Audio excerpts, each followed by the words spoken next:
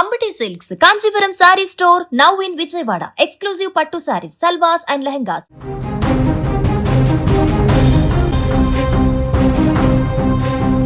Middle east లో జరుగుతున్న యుద్ధానికి బ్రేక్ పడింది. గత కొద్ది రోజులుగా ఇరాన్ పై విరుచుకుపడుతున్న అమెరికా సేనలకు యుద్ధాన్ని ఆపుతున్నట్లుగా ట్రంప్ సోషల్ మీడియాలో తెలిపాడు.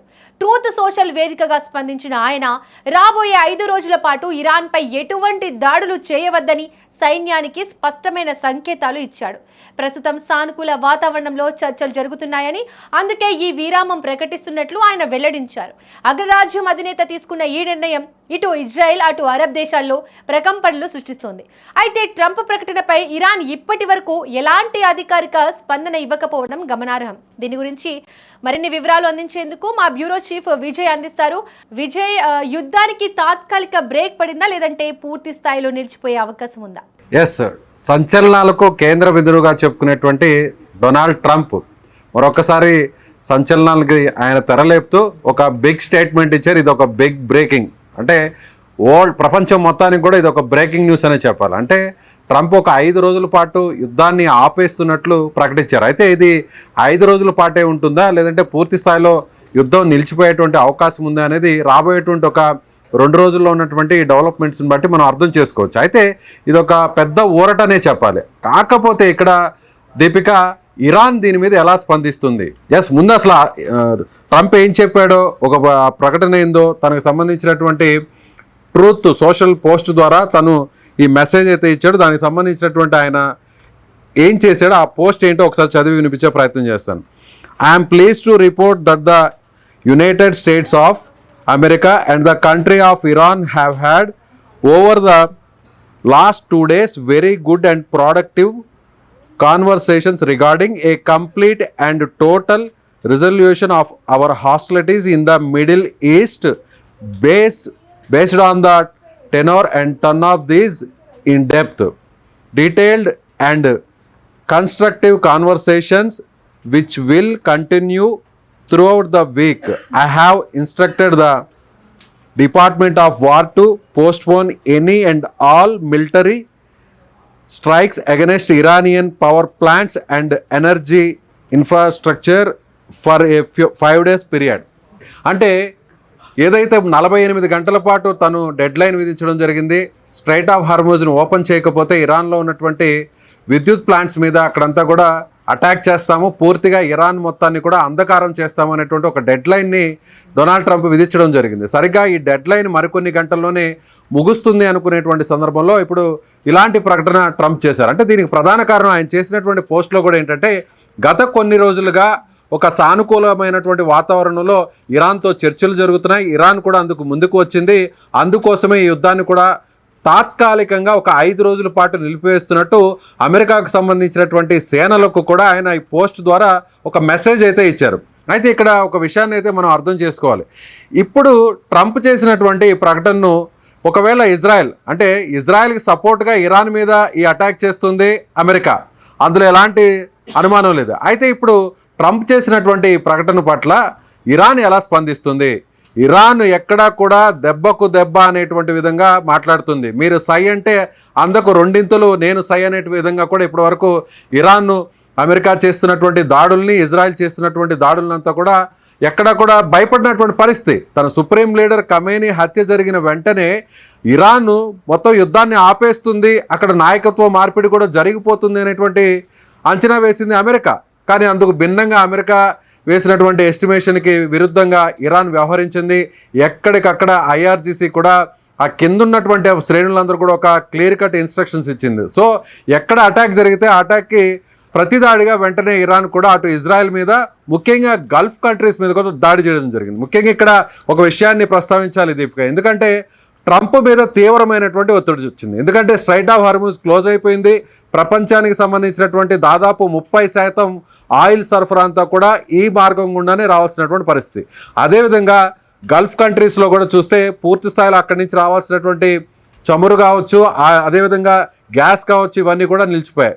ఒకవైపు ట్రంప్ నాటో దేశాలని మీరు ముందుకు రావాలి, నాటో దేశాలు వచ్చి ఈ స్ట్రైట్ ఆఫ్ హార్మూజ్లో మీ షిప్స్కి సంబంధించి మీరే సెక్యూరిటీ ఇవ్వాలనేటువంటి ఒక పిలుపును కూడా ఇచ్చారు. ఇప్పటి వరకు నాటో దేశాలు అమెరికాతో కలిసి ఏ ఆపరేషన్ చేసినా కూడా అది పకడ్బందీగా చేస్తుంది, ప్రపంచ దేశాలన్నీ కూడా అందుకు భయపడతాయి అనేటువంటి ఒక మెసేజ్ ఉండేది.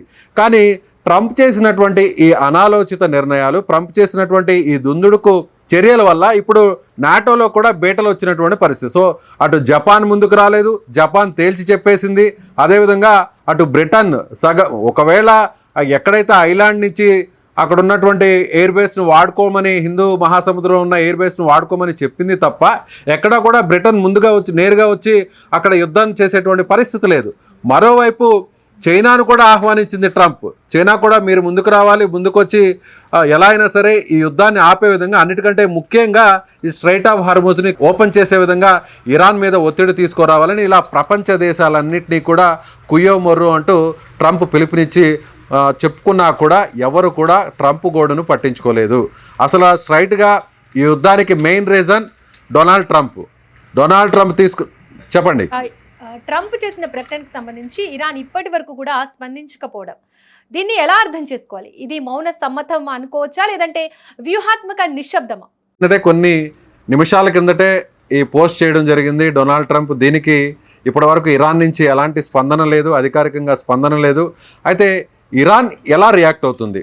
ఇప్పటికే అమెరికా చేసినటువంటి అనేక బెదిరింపులకు, అనేక కాషన్స్కు ఎక్కడా కూడా ఇరాన్ తొలగలేదు, ఎక్కడా కూడా ఇరాన్ స్పందించలేదు. అందుకు ధీటుగా ఇరాన్ స్పందించింది. మీరు ఏమాత్రం తమ ఆస్తులను కానీ, తమ మౌలిక సదుపాయాలను కానీ, అలాగే తమకు సంబంధించినటువంటి ఆర్థిక మూలాల మీద మీరు దెబ్బతీసేటువంటి ప్రయత్నం చేస్తే మేము వెంటనే తిరిగి ప్రతిదాడి చేస్తామని చెప్పింది. అందుకు తగ్గట్టుగానే ఇప్పుడు ఇరాన్ చేస్తుంది.